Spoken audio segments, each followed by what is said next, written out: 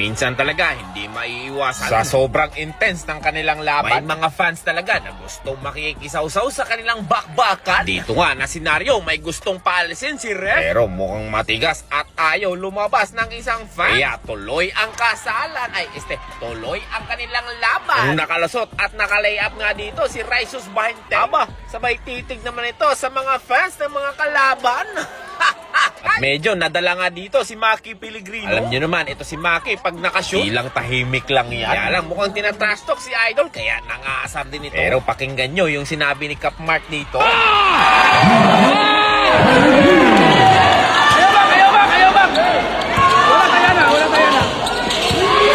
Pinagalitan siya ni Coach Jess. Pinakalma siya ng kanyang tatay. Sabi niyang kanyang tatay dito, relax lang anak, ipakita mo kung sino tayo.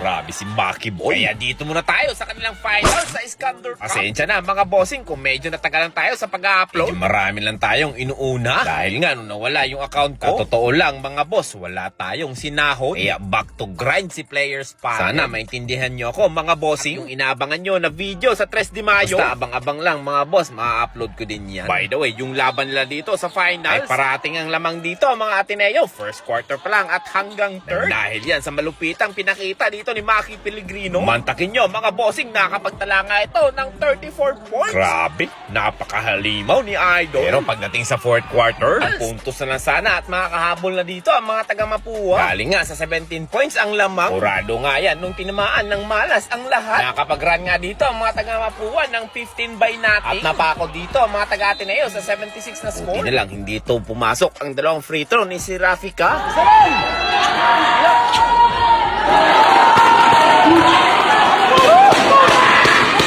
Pero nung down to 12 seconds at bola sa Ateneo, pero pang 3 fouls to give ang mga taga-Mapua. At buti na lang si Raisus Bahinteng ang kanilang huling foul. Sa wakas, pumasok ang dalawang free throw nito. Kaya abante ngayon sa 4 points ang lamang ng Ateneo.